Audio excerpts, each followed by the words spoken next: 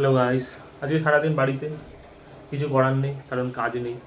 একটা ক্যাটারিংয়ের কাজ ছিল আজকে, তো ওটা এখন কালকে হয়ে গেছে। শুনলাম যে ওটা কালকে, আজকে না। তো ভেবেছিলাম আজকে যাব কাজে, তো আজকে আর যাব না। তার মধ্যে একটু ভেবেছিলাম যে গাড়িটা নিয়ে বেরাবো, ওই জন্য মাকে আমি আরও বললাম, মা একটু বেরিয়েছিল যে তাড়াতাড়ি তুমি আসো, আমি তাহলে গাড়িটা নিয়ে বেরাবো। তারপর চেক করে দেখলাম যে ডেটটা একটু দেরি আছে, প্রায় 1 মাস মতো দেরি। তা বললাম এত তাড়াতাড়ি দিয়ে লাভ নেই। তার মধ্যে আজকে আমার শরীরটা একটু ভালো নেই, মানে পেটটা একটু খারাপ আছে, ওই জন্য রিস্ক নেবো না বাইরে বেরানোর। তো ঘরের টুকটাক কাজ করি, তার মধ্যে দেখি দিয়ে জল ভরে নিচ্ছি।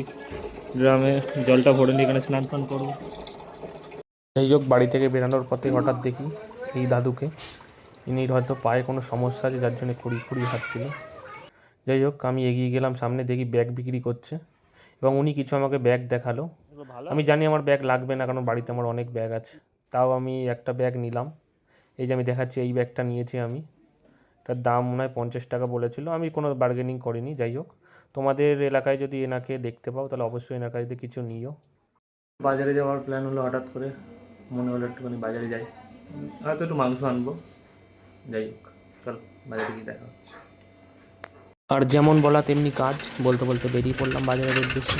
এই রাস্তা আশা করি এখন অনেকেই চিনে গেছে, কারণ আমার যাতায়াতের পরে এই রাস্তাটাই পড়ে। দেখতে দেখতে চলে এলাম কল্যাণী রোডের সামনে।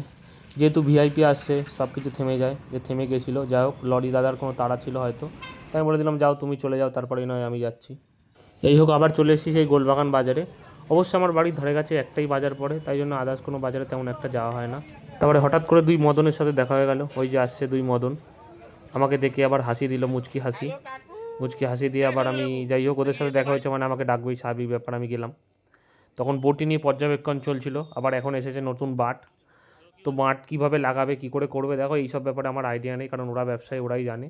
তো ওদের মধ্যে আলোচনা চলছিল, আমি গেছিলাম একটু জাস্ট পোত পাকামো মারতে। তারপরে হঠাৎ দেখি পাশে আরেক বিজ্ঞ চলে এসেছে, উনিও কিছু জ্ঞান দিয়ে গেল কীভাবে কী করতে হবে কী না করতে হবে। তো ওরা সেটা শুনছে আর ওরা ওদের মতামত রাখছে। সেই ভাগে দেখি আবার ভাই দু একটা কাস্টমার ছেড়ে দিল, কারণ ও তোর ব্যবসা দেখতেই হবে। যাই হোক, ওর কাজ করুক, আমি যাই আমার ডেস্টিনেশনের দিকে। যাই হোক, এগিয়ে পড়লাম সামনের দিকে, কারণ মাংসের দোকানটা একদম সামনে, কারণ এখানটা পুরোটাই দুপাশে মাছের দোকান। তো বলতে বলতে মাংসের দোকানে চলে এসেছি। এই দাদার দোকানে আসার একটাই কারণ, এই দাদা সব কিছু আলাদা আলাদাভাবে, তুমি যদি চাও যে 1 কিলো না আর 10 কিলো, তোমাকে আলাদা আলাদাভাবে দেবে। মানে তুমি যদি সলিড চাও সলিড, লেগ ছেলে লেগ, স্টমাক আলাদা ছেলে আলাদা। তো আমার যতটা মতন লাগবে আমি ততটা নিয়ে নিলাম। আমি আজকে সলিডের দিকটাই নিয়েছি বেশিরভাগ, কারণ আমার একটু সলিডটাই লাগতো। কালকে একটু দরকার আছে, সেটা আমি পরের ব্লগে তোমাদের বলেই দেবো যে কিসের জন্য নিচ্ছি বা কী কারণে নিচ্ছি। সেই ভাগে একটু কথাবার্তা বলে নিলাম। আসলে এই দাদাগুলোকে আমি অনেক দিন আগে থেকেই চিনি, শুধু ব্যবসার খাতিরে না, আরও টুকটাক অনেক আলোচনাই হলো। তো বলতে বলতে আমার মাংসটা কেটে দিল, আমি বললাম যে কীভাবে কী পিস করতে হবে, তো সেই পাক্কা সেইভাবেই কেটেছিল। যেহেতু আমি বোনলেস নিয়েছিলাম, তো আমি বেশি ছোটো করতেও বলিনি, বেশি বড় করতে বলিনি, মাঝারিভাবে রেখেছি। যাই হোক, আমারটা প্যাক করে দিয়েছে, তো প্যাক করে নিয়ে চললাম সামনের দিকে। আবার একটু কিছু সবজিপাতিও লাগবে, যেহেতু সবজির জায়গাটা একদম সামনের দিকে।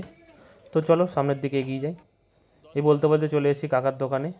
নিয়ে নিয়েছিলাম কিছু বিনস, অল্প কিছু গাজর, আর নিয়ে নিয়েছিলাম একটা ক্যাপসিকাম।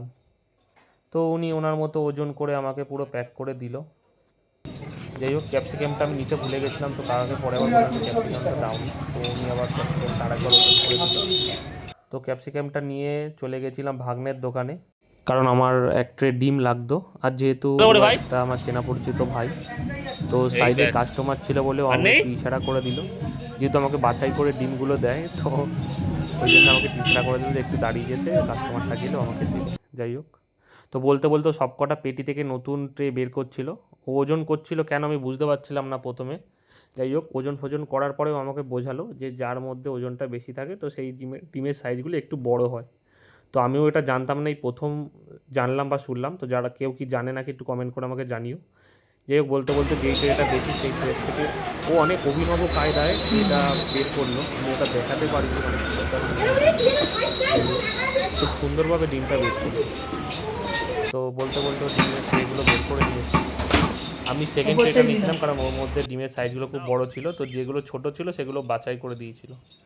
তার মধ্যে প্রাকৃতিক গ্লুকন্ডি খেয়ে নিলাম একটুখানি, কারণ যা রোদ, আমি বেরালে চেষ্টা করি তো প্রাকৃতিক গ্লুকন্ডি যেমন ডাবের জল বা আখের রস যেটাই আমার দ্বারা সম্ভব বা যেটা আমার নজরে পড়ে আমি সেটাই খেয়ে নিই। আমিও বলবো যা গরম পড়ছে তোমরাও চেষ্টা করো এরকম কিছু পানীয় যেগুলো শরীরের পক্ষে খুব ভালো ও উপকারী সেগুলোই খাওয়ার জন্য। যাই হোক, এই ফাঁকে আবার ওর দোকানে চলে এলাম, ও তখন প্যাকিং করে দিল পুরো ডিমটা। মানে এতভাবে ও মাকড়সার জালের মতো বাসা বাঁধছিল তার দিয়ে, মনে হয় না ডিম আমি বাড়ি গিয়ে খুলতে পারবো। যাই হোক, ডিম প্যাক করে চললাম বাড়ির উদ্দেশ্যে। এইটা আবার সেই পুরনো সেই রাস্তা কল্যাণী রোডের দিকে। যাই হোক, বলতে বলতে তুষারদা একটু দরকার ওর বাড়িতে পাঠিয়েছিল, তো সেটার জন্যই যাচ্ছি। ওর মা আবার বললে একটু জল এনে দে, তো আমি সেই জলটা এনে দিলাম, কারণ কলের আজকে খুবই বাজে জল পড়ছিল, আয়রন ভর্তি জল। যাই হোক, চলতে বলতে ব্যাগ নিয়ে চলে এসেছি বাড়ির দিকে এবং একে একে সব কী কী এনেছি আমি বের করে সামনের দিকে রাখলাম। আজকে একটু সন্ধ্যেবেলা একটু একটা স্পেশাল জায়গায় যাব, তো সেই জায়গাটা দেখতে হলে পরের ভিডিওটা অবশ্যই দেখতে হবে। যাই হোক, আজকে এখানেই শেষ করলাম। টাটা। ভিডিওটি যদি ভালো লেগে থাকে একটি লাইক কমেন্ট শেয়ার অবশ্যই করে দেবেন, আর সাবস্ক্রাইব করে পাশে থাকবেন। চলুন, টাটা।